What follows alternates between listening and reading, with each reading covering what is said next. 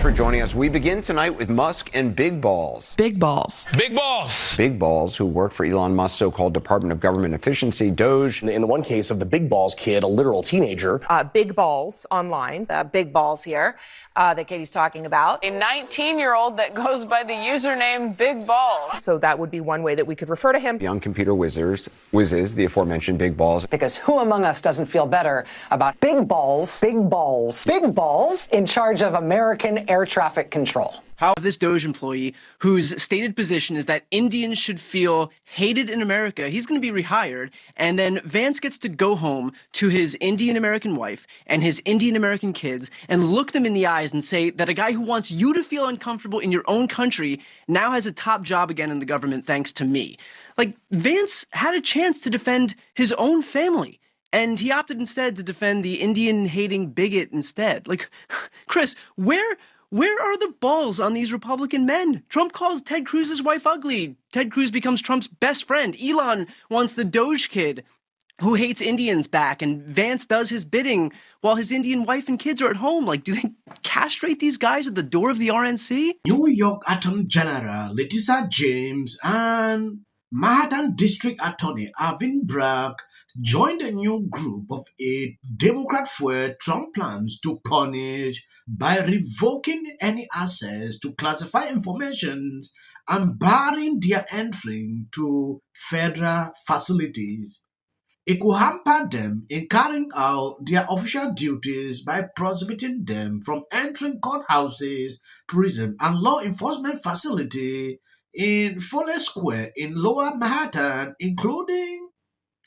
I don't want to proceed to read this. Yesterday, about 18 crazy lawyers stood up with Letitia James, sue Elon Musk, and the Trump administration for fighting for the American people. At a certain point, what I've seen within the space of 48 hours, it is extremely concerning. What a crazy time. And just to see all these politicians freaking out, that is amazing too. It's really amazing. It's amazing to watch. It's amazing to watch all these left-wing people suddenly. Bernie Sanders making a post about how Donald Trump is trying to silence independent media was the wildest gaslighting I think I've ever seen from a politician.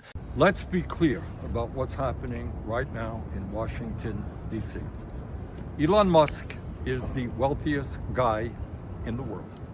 He contributed $270 million to elect Donald Trump as president. Surprise, surprise. He is now having the most important job in the United States government. That's what happens when you make a huge campaign contribution. And by the way, Musk today is $150 billion wealthier than he was before Trump was elected. How's that? Not bad. Now, what Musk is trying to do right now is to destroy USAID, a program which helps hungry and sick children all over the world, the poorest people in the world. That's what the richest guy in the world is doing. Today, he's going after USAID. Trust me, tomorrow, he will be going after the programs that impact you and your family. That is Medicaid, that is Medicare, that is community health centers, that is education, that is Pell Grants, that is affordable housing. Together, we are going to stand up and fight back, get organized, and tell Trump that this country is a democracy. The government is supposed to work for all of us, not just the billionaire class. You can see the lies they spread. I don't know if they don't realize that people are wise. They know the truth. Trump just barred these people from entering federal buildings. When you take a look at this, DOGE has hit an unnecessary roadblocks. U.S. District Judge Paul expert the order preventing DOGE from accessing critical Treasury Department data showcasing a clear overreach by the judiciary. The decision, influenced by a lawsuit from 19 Democratic-led states, lacks substantial justifications and hinder most effort to streamline government processes for the benefit of all Americans. The temporary block, as reported by multiple news outlets, not only delayed progress but also questioned the balance between judicial authority and executive functions. Is funding Sesame Street a judicious use of soft power? Well, Michael, the way you put it is the way I hope folks considering your poll today will think about it. This isn't just funding a kids show for children, millions of children in countries like Iraq.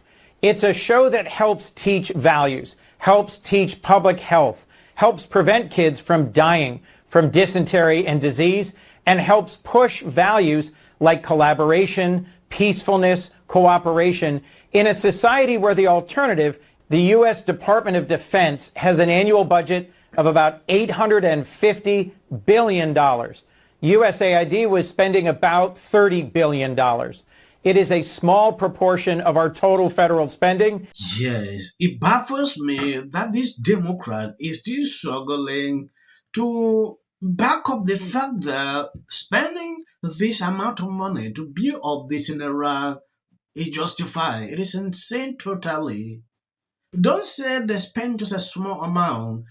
This small amount is taxpayer dollars, people paying their hard-earned money. Nobody will be happy to see that this is used in places like this. If you use someone's money in the right way, the person will be extremely happy. Everyone is not happy because their money is not used in the right places. In a world where DEI and critical race theory and affirmative action are under attack, I feel like we're protecting white supremacists and racists and attacking black and brown people who want to be part of the fabric of the country. And I'm curious how the vice president would explain to his Indian children why he stood up for somebody who said normalize Indian hate. Like, what would he say? And that issue may not come up today. He also called the guy a racist troll. He acknowledged that this person who he wants back in the government is racist. They obviously fired him in the first place, right? Why did they fire him?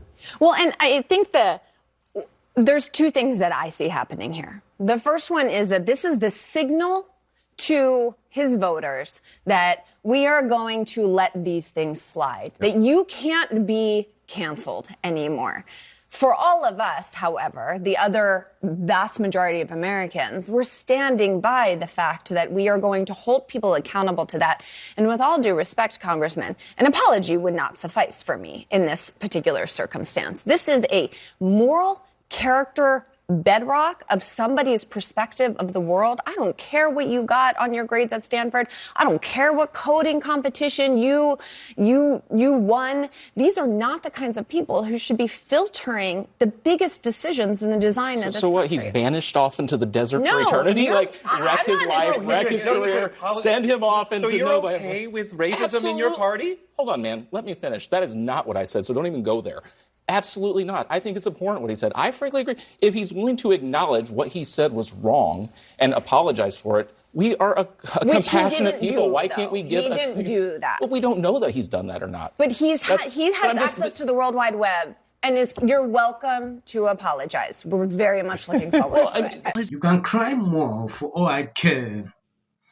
I'm going to do a segment about this guy so you can understand fully what happened. Yes, if you see videos after this clip, that is for the algorithm. So please, you can even stop here. Racism is over. Other 5-alarm fire, reversal of policy. The Democratic Party have lied to us about everything. You know, what's fascinating right now is we're getting a chance to see what happens when you take a business approach to the government. Are out there pretending to be outraged about the long list of crap that this administration is cutting. Clarify. Do the DOGE engineers have read-only access in these systems? So they are not allowed to write new code? No. They are not? Okay. No. It's only been 2 weeks, okay? Earn money and they want their tax dollars to look like it's helping the country. And also, I got to say, don't you agree? I totally agree. Essential. Early on, immediately. She's probably been put in there because, according to Donald Trump, she's a 10. To her. No. The EU does not treat the U.S. fairly on trade and that he has some big complaints. Is that true?